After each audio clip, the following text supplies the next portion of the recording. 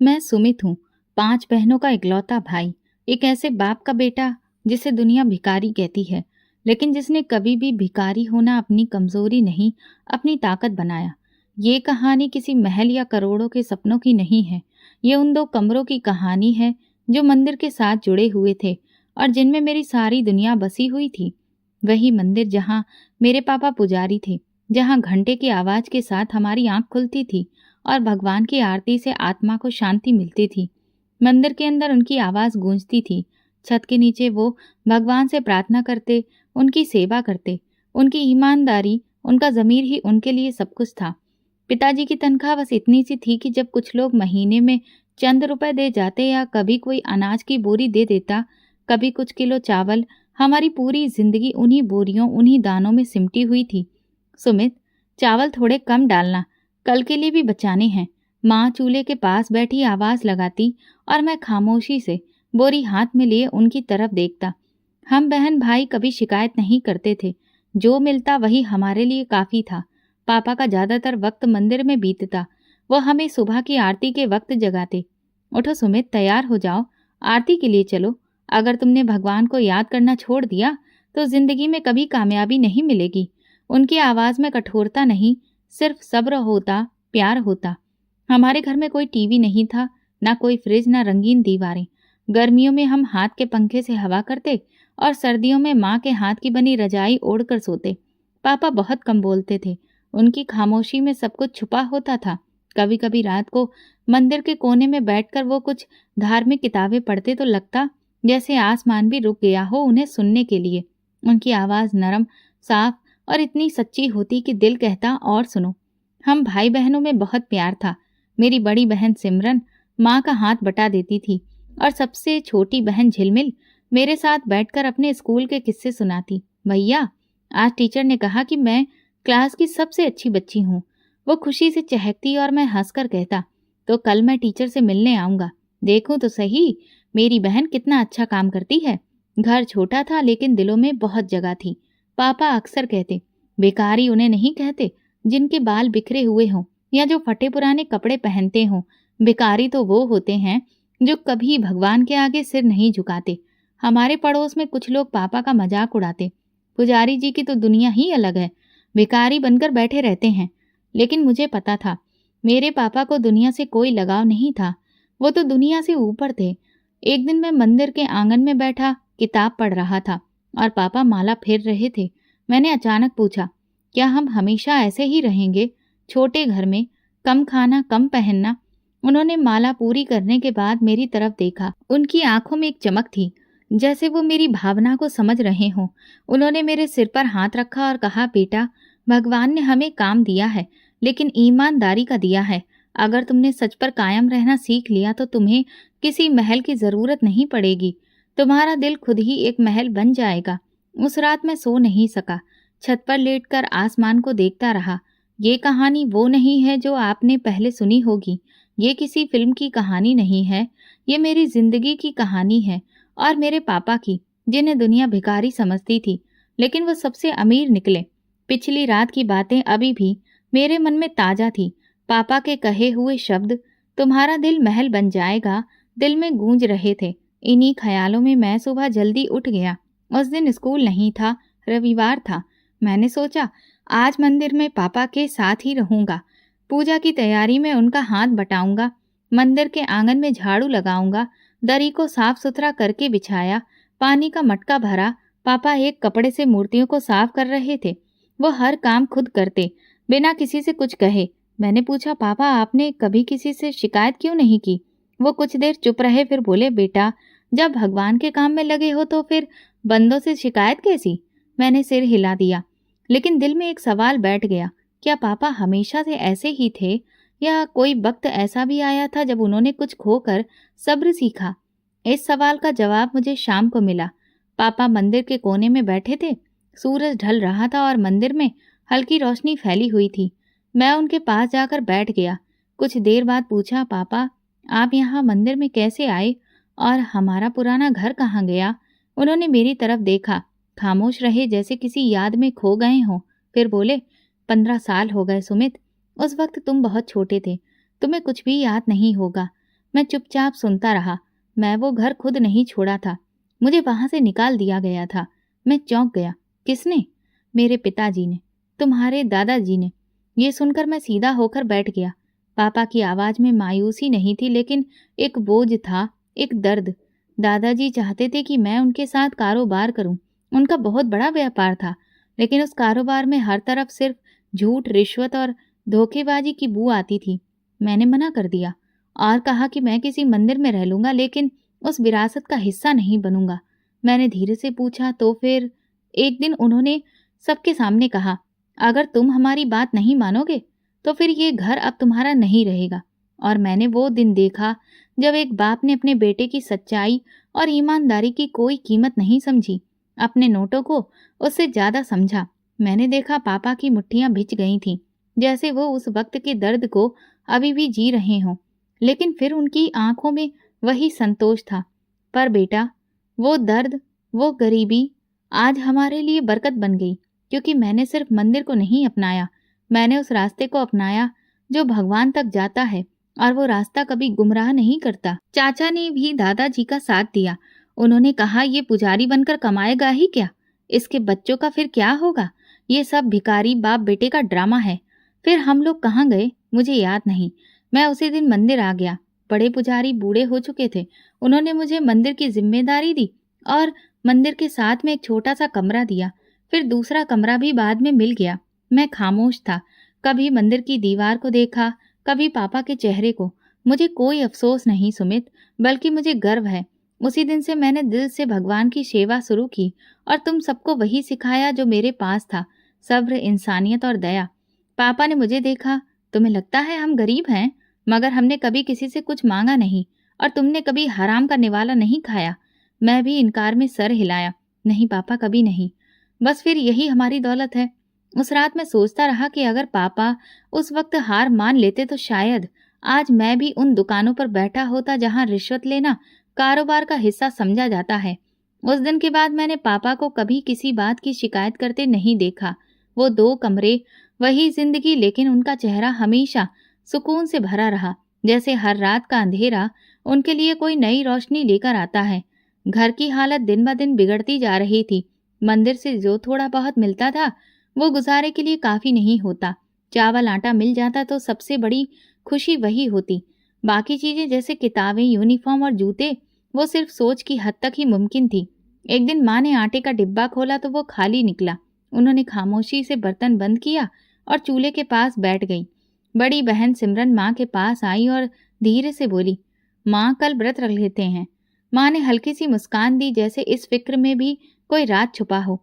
मुझे धार्मिक किताबें पढ़ने का शौक था। जब पिताजी ने ये देखा तो उन्होंने मुझे कुछ किताबें दी। मैं मन से उन्हें पढ़ता और उनमें लिखी चौपाइयों को याद करता। जब कभी भी हम कहीं पूजा पाठ करवाने जाते तो मैं भी जाता और पूरे विश्वास व मन से उन चौपाइयों को गाता। ये देखकर मेरे पिताजी की आंखों में एक अलग ही चमक दिखाई देती। लेकिन मेरे दिल में सिर्फ यही नहीं था, एक शौक भी था। मैं अच्छी पढ़ाई करना चाहता था। मैं चाहता था कि पापा जैसे इंसान की इज्जत उन महफिलों में भी हो जहां सिर्फ डिग्री और दौलत को ही महत्व दिया जाता है। एक दिन मैंने पापा से कहा, मैं आगे पढ़ना चाहता हूँ। उन्होंने मुझे देखा, फिर बोले, हमारे हालात के बारे में तो तुम्हें पता है, लेकिन अगर तुम सच में चाहो तो मैं अपनी पूरी कोशिश करूंगा। अगले ही दिन हम एक सरकारी स्कूल में गए और वहां मेरा एडमिशन हो गया। जब मैं स्कूल से जल्दी वापस आया तो मंदिर में पापा नहीं थे। मालूम चला कि वे किसी की अंतिम यात्रा पर गए हैं। मैं मंदिर के बरामदे में बैठा पुरानी किताबें देखने लगा। एक कोने में पुराना लकड़ी का संदूक रखा था जो हमेशा बंद रहता था। पहली बार मैंने उसे खोलने के बारे में सोचा। जब उसे खोला तो अंदर कुछ पुराने कागजात, कुछ टूटी चीजें और एक फाइल थी। उस फाइल में एक तस्वीर थी, मेरे नौजवान पापा की। साफ कपड़े, चेहरे पर विश्वास और पीछे किसी बड़ी बिल्डिंग का नजारा। एक चिट्ठी भी थी। चिट्ठी पर लिखा था, अगर तुमने हमारे कारोबार में शामिल ना होने की जिद इसी तरह से जारी रखी तो तुम हमारे बेटे नहीं हो सकते। ये खत किसी और ने नहीं, दादाजी ने ही लिखा था। मैं देर तक बैठा रहा, उसे पढ़ता रहा। एक एक शब्द मुझे बता रहा था कि पापा ने क्या खोया और क्यों। पापा जब वापस आए तो मैं बाहर दीवार से टेक लगाकर बैठा था। मैंने वो फाइल उनके सामने रख दी। वो रुक गए, जैसे वक्त थम गया हो। फाइल को देखते ही उन्होंने उसे तुरंत बंद कर दिया। ये तुम्हें कहाँ से मिली? वही संदूक से। पापा, आपने कभी बताया नहीं कि आपने अपने माँ बाप को क्यों छोड़ा? पापा ने गहरी सांस ली। मैंने उन्हें नहीं छोड़ा बेटा, उन्होंने मुझे छोड़ा। लेकिन क्यों? आप तो सिर्फ अपने रास्ते पर चल रहे थे। अपने रास्ते पर चलना हमेशा आसान नहीं होता है सुमित। कई बार इसकी कीमत अपने ही लोगों से दूर होने की हालत में चुकानी पड़ती है। मैंने उस वक्त जब इनकार किया कि मैं इस जालसाजी के कारोबार का हिस्सा नहीं बनूंगा, तो मुझे सबने छोड़ दिया था। मेरे भाइयों ने, मेरे माँ बाप ने, यहाँ तक कि मेरे दोस्तों ने भी। मेरी पुरानी यादें भी अब मुझे अजनबी लगने लगीं। तो आपने हमें सबसे दूर रखा? हाँ, क्योंकि मैं नहीं चाहता था कि तुम वो सब देखो जो मैंने देखा।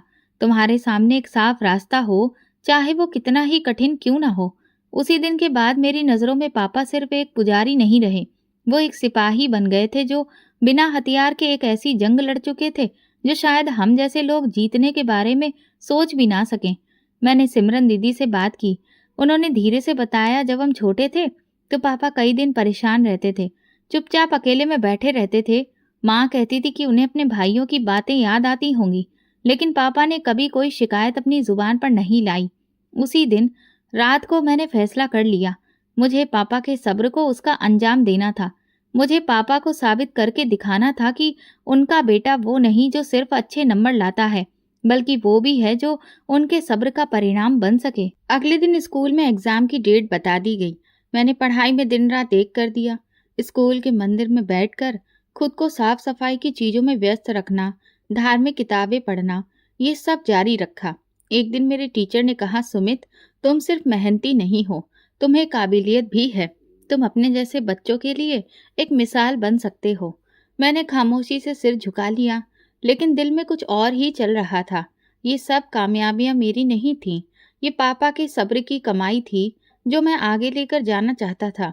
कुछ हफ्ते बाद रिजल्ट आया। मेरा नाम फिर सबसे ऊपर था। प्रिंसिपल ने मुझे बुलाकर कहा, अगर तुम इसी जज्बे से बढ़ते रहे तो एक दिन बहुत आगे जाओगे। रिजल्ट आने के बाद स्कूल में सबकी नजरें मुझ पर थीं, लेकिन मेरी नजर सिर्फ एक इंसान को ढूंढ रही थी, पापा।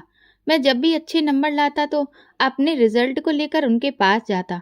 वो बिना कुछ कहे बस सिर पर हाथ रखते और उनकी ये खामोश दुआ मुझे किसी भी मेडल से ज्यादा कीमती लगती थी। वक्त गुजरता चला गया और मेरे मन में अब अगले सफर का रास्ता तय हो चुका था। एक सपना, सिविल सर्विसेज। बचपन से सुनता आया था कि सिविल सर्विसेज करने वाले लोग देश के फैसलों में अपना योगदान देते हैं। मैं चाहता था कि उनमें से एक मैं भी हूँ, जिसके हाथ में कलम और दिल में पापा के आशीर्वाद का वजन हो। अगली सुबह मैं पापा के पास बैठा। वो हमेशा की तरह व्यस्त थे। मैंने कहा, मैं यूपीएससी की तैयारी करना चाहता हूँ। उन्होंने मेरी तरफ देखा और कहा, ये कोई छोटा सपना नहीं है सुमित। मुझे पता है पापा, इसीलिए आपसे इजाजत लेने आया हूँ, आपका आशीर्वाद लेने आया हूँ। उन्होंने मुस्कुराकर कहा, इजाजत तो मिल गई, लेकिन ध्यान रहे, रास्ता कठिन होगा। अगर थक जाओ तो रुक जाना, लेकिन हारना मत। उसी दिन मैंने फैसला किया कि मैं दिन में पढ़ाई करूंगा और शाम को काम। इलाके में एक बर्गर शॉप थी जहां पार्ट टाइम पर लड़के काम करते थे। मैं वहां चला गया। शॉप का मालिक बहुत ही सख्त मिजाज का आदमी था, लेकिन जब मैंने साफ कहा कि मुझे सिर्फ शाम को कुछ घंटे के लिए काम चाहिए और जो तनख्वाह मिलेगी वो मेरी पढ़ाई पर लगेगी, तो वो थोड़ा नरम पड़ गया। सफाई, पैकिंग और आखिरी में फ्रीजर भी साफ करोगे। अगर मंजूर है तो आज से ही काम शुरू कर दो। मैंने सर हिलाया। काम कोई भी छोटा बड़ा नहीं होता, लेकिन हाँ, पहला दिन आसान नहीं था। किचन की गर्मी, तेल की बदबू, मालिक की तेज नज़र का दबाव, वक्त पर सब चीजें तैयार करना। लेकिन जब सैलरी के लिफाफे में पहली बार पैसे मिले तो मुझे ऐसा लगा जैसे कोई खजाना हाथ आ गया हो। रात को जब घर पहुंचता, बहनें सो चुकी होती, माँ खामोशी से बर्तन धो रही होती। मैं बिना कुछ कहे पापा के कमरे में जाता, किताबें खोलता और पढ़ना शुरू कर देता। एक दिन पापा ने आकर कंधे पर हाथ रखा। कितनी देर और? जब तक नींद से लड़ते लड़ते हार ना मान जाऊं पापा। ये मेरा रूटीन था, दिन किताबों का, रात काम का और बीच में थोड़ी बहुत नींद। लेकिन मेरी हिम्मत अभी भी मजबूत थी। कभी कभी दुकान पर देर रात तक काम करना पड़ता। एक दिन एक ग्राहक ने तंज कसते हुए पूछा, पढ़ते भी हो या सिर्फ बर्गर ही बनाते हो? मैंने मुस्कुराकर जवाब दिया, यूपीएससी की तैयारी कर रहा हूँ। बर्गर बेचकर ही सही, लेकिन एक दिन फाइल पर मेरे दस्तखत होंगे। पहला इम्तिहान पास आया तो मैंने अपना वक्त थोड़ा और सख्त कर दिया। दुकान के बाद मैं देर रात तक तैयारी करता, मंदिर के फर्श पर बैठकर प्रैक्टिस और हर सुबह अखबार को ध्यान से पढ़ना और उसका विश्लेषण करना। पापा ने कुछ दिन बाद मेरे लिए पुराने अखबार लाना शुरू कर दिए। कहते, दुनिया को जानना है तो पहले पढ़ना सीखो। जब एग्जाम का दिन आया, पापा ने नरमी से कहा, सिर्फ कोशिश करना, रिजल्ट भगवान पर छोड़ दो। एग्जाम दिया, 3 घंटे गुजरे। जब बाहर निकला तो दिल में सुकून था। जो कुछ पढ़ा था वही आया था। कई दूसरे लड़के शिकायत कर रहे थे, लेकिन मैं शांत था। अब रिजल्ट का इंतजार। एक और परीक्षा थी। दुकान का काम जारी था, पढ़ाई भी, लेकिन अंदर एक उम्मीद थी कि शायद पहला कदम कामयाब हो जाए। फिर वो दिन आया जब रिजल्ट आया। मैंने वेबसाइट खोली, रोल नंबर डाला, पन्ने पर सिर्फ एक शब्द था, फेल। कुछ लम्हों के लिए मेरा दिल ही रुक गया। आसपास की आवाजें खत्म हो गईं। मैंने मोबाइल बंद किया, फाइल बंद की और धीरे से मंदिर के कोने में जाकर बैठ गया। पापा ने दूर से देखा, पास आए, कंधे पर हाथ रखा और कहा, रिजल्ट सिर्फ एक पन्ना होता है बेटा, तुम्हारी मेहनत इससे कहीं बड़ी है। मैंने सर झुकाकर पूछा, क्या मैंने आपको मायूस कर दिया? पापा बोले, मायूसी तो तब आती है जब कोई कोशिश ही ना करे, लेकिन तुमने जो किया है वो बहुत लोग सिर्फ सपनों में ही सोचते रह जाते हैं। अब अगली कोशिश की तैयारी करो।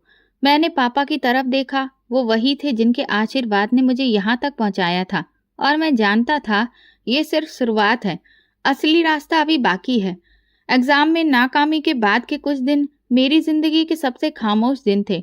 बर्गर शॉप पर काम करता रहा, किताबें खोलकर बैठता रहा, लेकिन वो पहले जैसी तमन्ना अब बाकी नहीं रही। कुछ लम्हे ऐसे भी आए जैसे लगने लगा शायद सपनों का बोझ कंधों से भी ज्यादा भारी है। दुकान में एक दिन एक साथी ने पूछा, अब क्या इरादा है? छोड़ दो ये सब। मैंने सिर्फ इतना कहा, मैं कुछ भी छोड़ दूं, लेकिन पापा का भरोसा नहीं छोड़ सकता। उसी दिन पापा चुपचाप चारपाई पर लेटे थे। मैं थोड़ा हिम्मत करके उनके पास गया और कहा, पापा, मैं फिर से कोशिश करना चाहता हूँ। उन्होंने मेरी तरफ देखकर कहा, नाकामी से मुंह मोड़ने वाले कामयाब नहीं होते सुमित, तुमने रास्ता चुन लिया है, अब उस पर चलते रहना। उनकी बात सुनकर मेरे अंदर की बुझी हुई चिंगारी फिर से जलने लगी। मैंने एक कदम और आगे बढ़ाया। अब की बार सिर्फ अकेले तैयारी नहीं, बल्कि एकेडमी में एडमिशन लेने का फैसला किया। एकेडमी की फीस कुछ ज़्यादा थी। दुकान की तनख्वाह से सिर्फ पढ़ाई का ही कुछ खर्च निकल पाता। फिर भी मैंने हिम्मत नहीं हारी। बर्गर शॉप के बाद अब स्टेशनरी की एक दुकान पर भी काम करना शुरू कर दिया। सामान ठीक से जमाना और जो भी पैसे आते उन्हें जोड़ कर रखना। एकेडमी में एडमिशन के दिन जब फीस जमा करवाई तो अंदर ही अंदर एक सुकून महसूस हुआ, जैसे कोई रुका हुआ दरिया दोबारा से बहने लगा हो। पहली क्लास में दाखिल हुआ। आसपास वही लोग थे जिनके सपने मेरे जैसे थे, लेकिन उनकी पीठ पर वो सुविधा थी जो मेरे पास कभी नहीं थी। इंस्पेक्टर ने पहले दिन कहा, ये एग्जाम सिर्फ नॉलेज का नहीं, बर्दाश्त और सब्र का भी है। जो देर तक जुटे रहे वही कामयाब हुए हैं। मेरी जिंदगी अब एक नए रूटीन में ढल गई थी। सुबह जल्दी उठकर पढ़ाई, दिन में एकेडमी, शाम को बर्गर शॉप और फिर देर रात तक घर जाकर रिवीजन। नींद रुकावट बनती थी, लेकिन मैंने उसे कुर्बान कर दिया। एक दिन माँ ने कहा, बेटा थक तो नहीं जाते हो? मैंने मुस्कुराकर जवाब दिया, शरीर थक जाता है माँ, लेकिन सपने थकने नहीं देते। एकेडमी के एक टीचर ने मेरी लगन को महसूस कर लिया। एक दिन नमन सर ने कहा, तुम्हारी बातों में खामोशी है, लेकिन आंखों में लड़ने की हिम्मत है। तुम हो जो दुनिया को हैरान कर सकते हो, बस देर मत करना। मेरे लिए ये शब्द किसी अवार्ड से कम नहीं थे। मैं हर टेस्ट में अपनी पोजीशन बेहतर करता रहा। हर लेक्चर में पहली कतार में बैठता। कभी दुकान से देर हो जाती तो अगले दिन नोट्स मांगकर पूरा करता। एकेडमी के आखिरी महीने बहुत सख्त गुजरे। मैंने चाय से दोस्ती कर ली और नींद से दुश्मनी। मंदिर के फर्श पर देर रात तक पढ़ना अब मामूली बात बन गई थी। कभी कभी पापा चुपचाप मेरे पास आकर बैठ जाते, कुछ नहीं कहते, बस मेरी आंखों में झांकते और फिर चले जाते। उनकी ये खामोशी मुझे थमने नहीं देती थी। एकेडमी खत्म होने के बाद मेरे पास सिर्फ 1 महीना था। दूसरी बार यूपीएससी का एग्ज़ाम देने के लिए मैंने दुकान से छुट्टी ले ली थी। अब दिन का हर एक पल कीमती लगता। माँ अक्सर मेरे लिए चाय बनाती और दरवाजे के पास रख देती। एक दिन बोली, तुम पापा की तरह हो, कम बोलते हो, ज्यादा सहते हो। मैंने हंसकर कहा, आपका आशीर्वाद हो तो सहना भी आसान लगता है। एग्जाम के दिन पास आए, मैंने सारे नोट्स दोहराना शुरू कर दिया।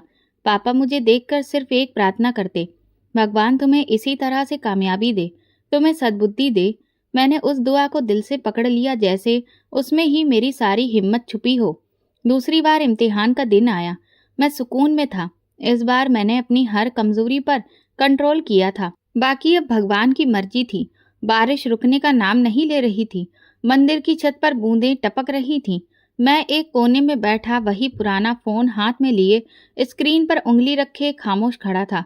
वेबसाइट धीरे धीरे लोड हो रही थी और दिल की धड़कनों का शोर बढ़ता जा रहा था। एक बार आंखें बंद की, गहरी सांस ली और जैसे ही रिजल्ट का पेज खुला, मेरा रोल नंबर सामने चमक रहा था, जिसे पास कर दिया गया था। मैं खामोशी से उठा, मोबाइल जेब में रखा और भगवान के आगे सिर झुकाकर बैठ गया। ना कोई खुशी, ना कोई चिल्लाना और ना ही किसी को आवाज देना। बस आंखें बंद करके वो लम्हा अपने अंदर बैठा लिया, जिसकी कीमत मैंने हर रात की नींद, हर दिन की मजदूरी और हर दुआ में अदा की थी। भगवान का लाख लाख धन्यवाद करने के बाद जब घर पहुंचा, माँ बर्तन समेट रही थी। पापा अपनी माला पूरी करने के बाद उठ रहे थे। मैं सीधा उनके पास गया और चुपचाप उनके सामने बैठ गया। उन्होंने मुझे देखा, फिर बोले, रिजल्ट आ गया? मैंने धीरे से कहा, हाँ पापा, मैं पास हो गया, भगवान का शुक्र है। उनके चेहरे पर वही मुस्कान थी और आगे उन्होंने कुछ भी नहीं कहा। पापा, अगर आप कहें तो मैं सबको बता दूं? उन्होंने इनकार में सिर हिलाया। नहीं सुमित, अभी नहीं। ये कामयाबी सिर्फ तुम्हारी है। ये उस भगवान की तरफ से है जो खामोश प्रार्थनाओं को सुनता है। खामोशी में ही तरक्की है, शोर में नहीं। मैंने कोई बहस नहीं की। उनके हर फैसले में मुझे एक सच्चाई नजर आती थी। अगले दिन बर्गर शॉप के मालिक के पास जाकर मैंने काम छोड़ने की बात की। वो हैरत से बोले, कुछ हुआ है क्या? कोई और जगह मिल गई? मैंने मुस्कुराकर कहा, जी एक और जगह मिल गई है, थोड़ी बड़ी है। ट्रेनिंग का लेटर एक हफ्ते के बाद मिला। सेंटर मसूरी में था। पहली बार शहर से बाहर जा रहा था। पापा दरवाजे तक छोड़ने आए। माँ ने शॉल मेरे कंधों पर रखी और खामोशी से माथे पर हाथ रखा। ट्रेनिंग सेंटर में कदम रखते ही ऐसा महसूस हुआ जैसे सब नया है, लेकिन अंदर वही पुराना सुमित था। वहां मेरे जैसे बहुत से, कुछ आत्मविश्वास से भरे हुए तो कुछ नर्वस थे, कुछ जरूरत से ज्यादा बोलने वाले। लेकिन मैं सब में अलग इसलिए था क्योंकि मेरे पास शब्द कम थे और तजुर्बा ज्यादा था। पहला दिन ही सख्त था। Physical training, classroom lectures, class management. लेकिन मेरी सबसे बड़ी तैयारी वो रातें थीं जो मंदिर के फर्श पर गुजारी थीं। दूसरे लोगों के लिए ये सब शायद एक चैलेंज था, मेरे लिए तो बस एक सच का मैदान था। ट्रेनिंग पूरी होते ही मेरी पोस्टिंग का लेटर मिला हाथ में। कहाँ पर मिली, उससे ज्यादा दिल किसी और ही खुशी से डूबा था। ये वही मुकाम था जिसके बारे में मैंने मन से कहा था कि किसी दिन हमारी छत पक्की होगी और हमारे पापा की आंखों में सुकून होगा। वापसी पर जब घर पहुंचा तो माँ दरवाजे पर खड़ी थी। उन्होंने शॉल पकड़ी और पापा पिछले कमरे से निकले। मैंने कागज उनके हाथ में दिया। वो कुछ देर उसे देखते रहे, फिर खामोशी से अंदर जाकर भगवान के चरणों में रख दिया। सुमित, अब तुम जिलाधिकारी हो? हाँ पापा, लेकिन मैं अभी भी वही सुमित हूँ जो आपकी उंगली पकड़कर मंदिर जाता था। पापा ने मुझे सीने से लगाया और कहा, बेटा, ओहदे को कभी भी अपने दिल में ना बिठाना, वरना तुम वो खो दोगे जिससे ये सब मिला है। उसी रास्ते पर चलना जो भगवान की मर्जी का हो। कमरे में एक अजीब सी खुशबू फैल चुकी थी। वो शायद उन प्रार्थनाओं की थी जो बरसों से सिर झुकाकर मांगी गई थीं। मैंने पापा से कहा, आप और माँ शहर आ जाइए, नया घर मिल गया है, बड़ी जगह है। पापा ने इनकार कर दिया। ये मंदिर ही मेरी दुनिया है सुमित, तुम्हारा हर कामयाब कदम ही मेरे लिए नई दुनिया है। मैंने कुछ नहीं कहा। कामयाबी का सूरज निकल चुका था, लेकिन रोशनी वही थी जो पापा की आंखों से आ रही थी। और मैं जानता था, मैं चाहे किसी भी कुर्सी पर बैठा हूँ, मेरे कंधे पर जो हाथ है वो वही मेरी असली ताकत है। कुछ हफ्ते हो चुके थे। मैं अपनी नई जिम्मेदारियों में पूरी तरह व्यस्त हो चुका था। ऑफिस, फील्ड, इंक्वायरी और इन सबके बीच कहीं वो मंदिर, वही छत, वही दो कमरे मन में ताजा रहते। रोजाना फाइलों के बीच जब कभी थकान महसूस होती, मैं आंखें बंद करके पापा के मंदिर में बैठी तस्वीर अपने मन में ले आता और सब ठीक हो जाता। एक दिन ऑफिस से वापसी पर पापा दरवाजे पर खड़े मिले। चेहरे पर संजीदगी थी। कुछ बात करनी है सुमित। हम बैठे। माँ चुपचाप पानी ले आई और फिर दरवाजे के पास बैठ गई। पापा ने धीरे से कहा, मोहल्ले का एक पुराना जानने वाला मिला था। उसने बताया कि तुम्हारे दादाजी बीमार हैं, उन्हें पैरालिसिस हो गया है। मैंने उनकी तरफ देखा। चलिए पापा, उन्हें देख आते हैं। शायद अब उनका दिल बदल गया हो। पापा खामोश रहे। कुछ पल बाद बोले, मैं नहीं जानता कि उनके दिल में मेरे लिए कुछ बचा है या नहीं, लेकिन तुम कहोगे तो चलेंगे। अगली शाम हम दोनों रवाना हुए। पहली बार मैं उस घर में जा रहा था जहाँ से पापा को निकाला गया था। रास्ते में पापा ज़्यादातर खामोश रहे। मैं उनकी खामोशी को सुनने की कोशिश करता रहा, लेकिन वो किसी किताब की ऐसी सतह थे जो पढ़ी जा चुकी हो, लेकिन फिर भी याद ना हो। बंगला बहुत बड़ा था। गेट के बाहर एक चौकीदार खड़ा था। उसने हमें देखा और अंदर जाकर जानकारी दी। कुछ देर बाद एक नौकर बाहर आया और कहा, अंदर आ जाइए, बड़े साहब कमरे में हैं। हम अंदर दाखिल हुए। हर दीवार पर कीमती फ्रेम, हर कमरे में महंगा फर्नीचर, लेकिन एक अजीब सा अजनबीपन का एहसास। पापा की नज़रें झुकी हुई थीं। मैं उनके साथ कदम मिलाकर चल रहा था। ड्राइंग रूम में दाखिल होते ही दादाजी व्हीलचेयर पर बैठे नजर आए। चेहरा कमज़ोर था, आवाज़ नहीं निकल रही थी। एक तरफ चाचा सोफे पर बैठे थे। हमें देखते ही उनके चेहरे पर वही पुराना तंज उभरा। ओहो पुजारी साहब, अब तो बेटा अधिकारी बन गया है। तो क्या पिताजी की याद आ गई? पापा खामोश खड़े रहे। मैं आगे बढ़ा। हम सिर्फ यहाँ हालचाल पूछने आए हैं। दादाजी की तबीयत सुनी थी। चाचा हंसने लगे। तो यहाँ क्या कर लोगे? कोई झाड़ फूक करोगे जो दवा का काम कर देगी? तुम लोगों को भीख में जिंदगी मिली है, उसी में खुश रहो। मैं बड़ी मुश्किल से खुद को रोक पाया। पापा ने हाथ से मुझे पीछे किया। हम किसी भीख के लिए नहीं आए हैं, बस ये जानने के लिए कि वो जिंदा हैं या नहीं। चाचा उठे, गुस्से से बोले, निकल जाओ यहाँ से। तुम लोग यहाँ के नहीं हो, और ये मत भूलो कि तुम हमारे नाम से जुड़े हो, चाहे चाहो या ना चाहो। मैं खामोश रहा, सिर्फ दादाजी की तरफ देखता रहा। उनकी आंखों में नमी थी। वो बोल नहीं सकते थे, लेकिन वो आंखें कुछ कह रही थीं। वो कुछ कहना चाह रही थी, लेकिन जुबान उनका साथ नहीं दे रही थी। पापा, मैंने धीरे से कहा, ये वही दादाजी हैं जिन्होंने आपको निकाला था, लेकिन आज उनकी आंखें सब कुछ मान रही हैं। चाचा ने दरवाज़ा खोलकर कहा, निकल जाओ, या फिर मैं नौकरों को आवाज़ दूं। पापा ने पीछे मुड़कर सिर्फ एक बात कही, हम यहाँ इंसान बनकर आए थे और गवाही भी देकर जा रहे हैं कि हम इंसान ही रहेंगे। नौकरों ने हमारी तरफ कदम बढ़ाए। मैं दांत भींचकर मुट्ठियां कसने लगा, लेकिन पापा का हाथ मेरे बाजू पर था। हम वापस निकल आए। दरवाजा पीछे से बंद हो गया और वही अतीत फिर से सामने खड़ा हो गया, खामोश, तीखा, मगर सच। घर वापस आकर मैंने अपने कमरे का दरवाज़ा बंद कर लिया।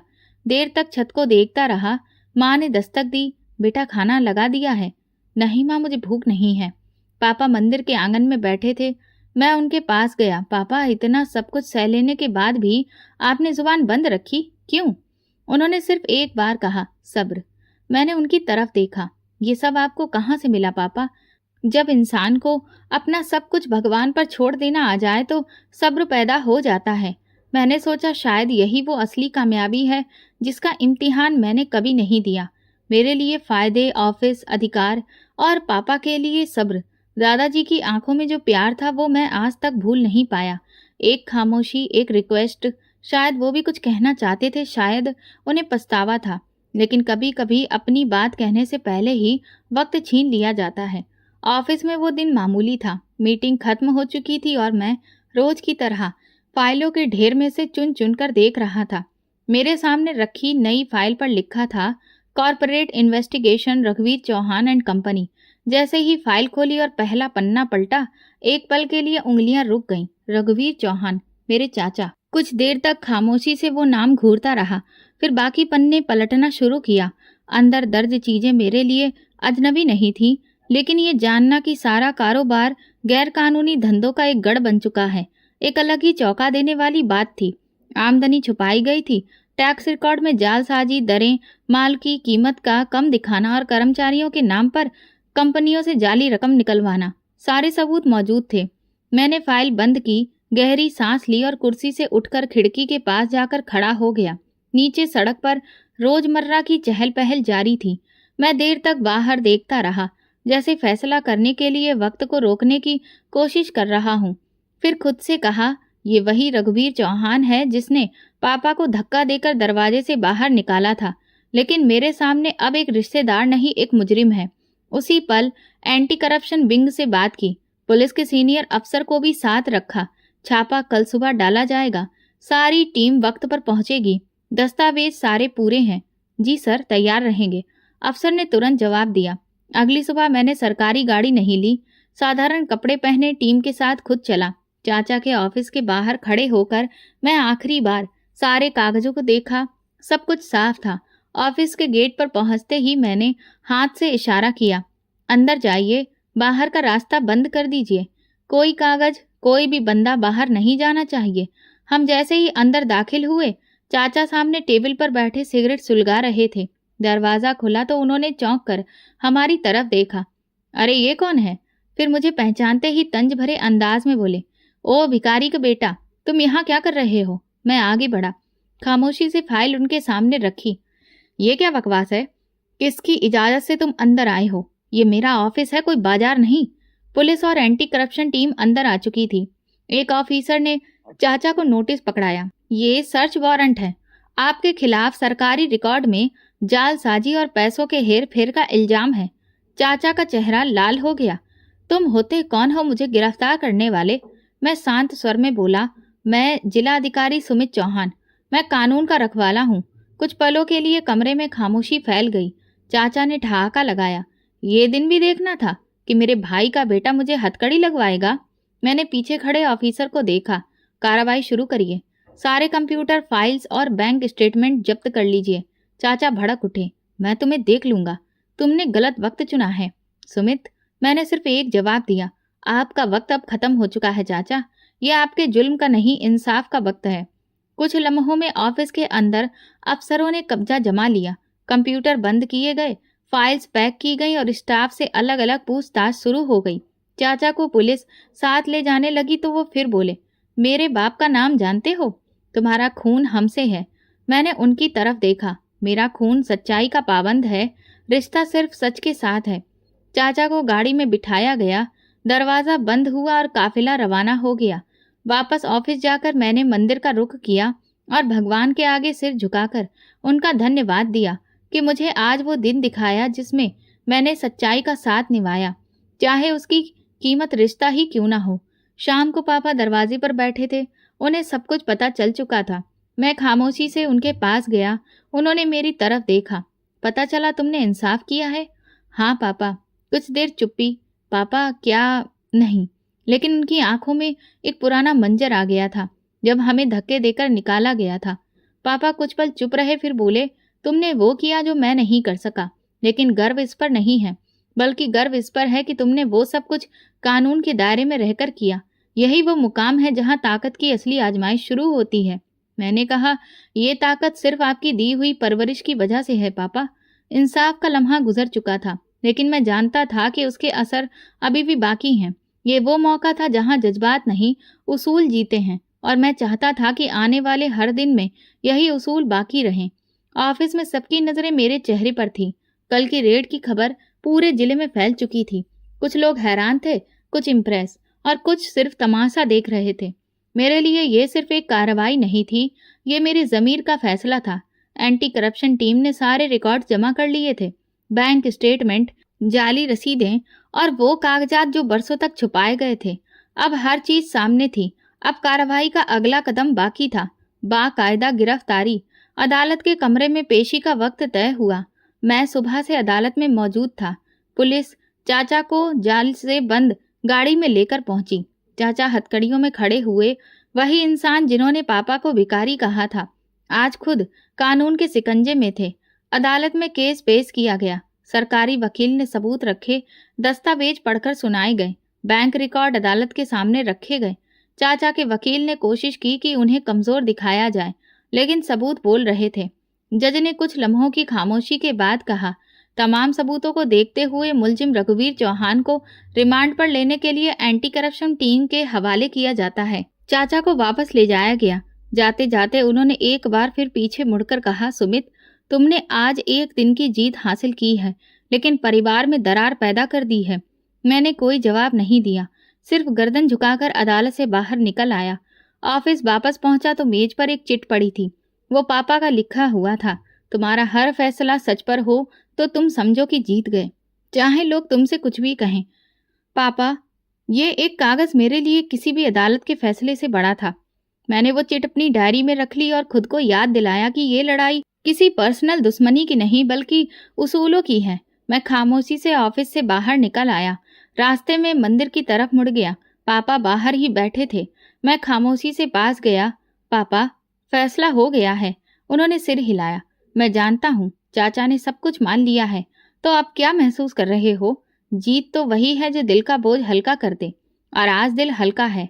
पापा बोले, याद रखो बेटा, तुमने जो किया वो सिर्फ एक गिरफ्तारी नहीं थी। तुमने खुद पर काबू पाया। ताकत के साथ संकल्पों को कायम रखना मुश्किल होता है, लेकिन तुमने ये कर दिखाया। आज मैंने अपने बेटे को वो बनते देखा है जो मैं खुद कभी नहीं बन पाया। ये आपकी प्रार्थनाओं का नतीजा है पापा। उस रात मैं मंदिर के आंगन में देर तक बैठा रहा और आसमान को देखता रहा। इंसाफ के दरवाजे पर कभी कभी देर हो जाती है, लेकिन जब इंसाफ मिलता है तो पूरा मिलता है। कुछ दिन गुजरे, ऑफिस की मशरूफियत जारी थी, लेकिन मन बार बार एक ही चेहरा याद करता था, दादाजी का, जो खामोशी से व्हीलचेयर पर बैठे हमें देखते रहे थे, कुछ कहे बिना। उनकी आंखों में जैसे कोई बोझ था जो वो अपनी जुबान से कह नहीं सके। उस दिन मैं रोजाना से कुछ पहले ही घर आ गया। माँ ने बताया, तुम्हारे दादा आए थे सुमित। पापा ने उन्हें अंदर बुला लिया है। मैं चौंक गया। अकेले आए? नहीं, नौकर उनके साथ था। और पापा खामोश बैठे रहे। तुम्हारा जिक्र भी किया। मैं तेजी से अंदर गया। कमरे में पापा के सामने दादा व्हीलचेयर पर बैठे थे। मेरे कदमों की आहट पर पापा ने नजर उठाई। बैठो सुमित। दादाजी ने हाथ से इशारा किया कि मुझे अपने पास बुलाएं। मैं खामोशी से उनके पास जाकर उनके कदमों में बैठ गया। उनकी आंखें मेरी तरफ थीं। आवाज फिर भी नहीं निकल रही थी, लेकिन चेहरे के एक्सप्रेशन बदल रहे थे। कमरे में सन्नाटा था। दादाजी ने धीरे से मेरी कलाई पकड़ी और उंगलियों से मेरी हथेली पर धीरे धीरे कुछ लिखा। विद्वान, ये उनके होठों से बड़ी मुश्किल से निकला। वो कुछ और कहना चाहते थे। पापा ने पास जाकर उनकी पीठ सहलाई और कहा, कहिए पापा, आपके बेटे हैं। आप जो कहेंगे सुमित वही सुनेगा। दादाजी ने गहरी सांस ली और नजर मेरी तरफ टिका दी। कुछ पल बाद मैंने धीरे से कहा, दादाजी, अगर आप ये चाहते हैं कि चाचा को रिहाई मिल जाए तो फिर एक शर्त है। पापा ने चौंक कर मेरी तरफ देखा, लेकिन मैं बात पूरी कर चुका था। अगर वो माफी मांगेंगे तो माफी मिल भी सकती है। दादाजी की आंखों में नमी तैरने लगी। शायद वो यही सुनना चाहते थे। शायद वो इसी उम्मीद में यहाँ आए थे। दादाजी ने हाथ ऊपर उठाया और आसमान की तरफ इशारा किया, जैसे गवाह बना रहे हों। मैं वादा करता हूँ दादाजी, अगर चाचा ने खुद ये कबूल कर लिया कि वो गलत थे, तो फिर मैं अपने अधिकारों का इस्तेमाल करूंगा, लेकिन इंसाफ से पीछे नहीं हटूंगा। पापा ने मेरी बात पर कोई एतराज नहीं किया। वो देर तक दादाजी की आंखों में देखते रहे, फिर धीरे से बोले, अब ये वक्त गले लगने का है, हिसाब चुकाने का नहीं। पहली बार मैंने पापा को अपने पिता का हाथ पकड़ते देखा।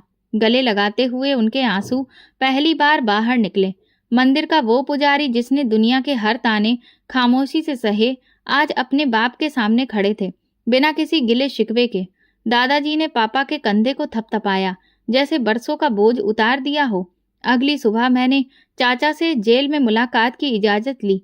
वो एक कमरे में बैठे हुए थे, चेहरा थका हुआ, कपड़े साधारण और आंखें लाल, जैसे गुरूर की इमारत अब अंदर से गिर चुकी हो। मैं सामने कुर्सी पर बैठा। कुछ पल खामोशी रही, फिर वो बोले, सोचा नहीं था कि एक दिन तुमसे इस तरह मिलेगा। किसी का सोचा हुआ जरूरी नहीं होता चाचा, असली बात वो है जो हमने किया होता है। वो सिर झुकाकर बोले, मैंने तुम्हारे पापा के साथ ज्यादती की, तुम सबके साथ भी। दौलत के नशे में जो कुछ भी कहा किया, आज सब आंखों के सामने घूम रहा है। मैं सीधा होकर बोला, मैं चाहता हूं कि आप खुद अदालत में अपना बयान रिकॉर्ड कराएं और लिखकर माफी भी मांगे। सिर्फ तभी मैं अपने अधिकारों का इस्तेमाल करके आपकी रिहाई की सिफारिश कर सकता हूँ।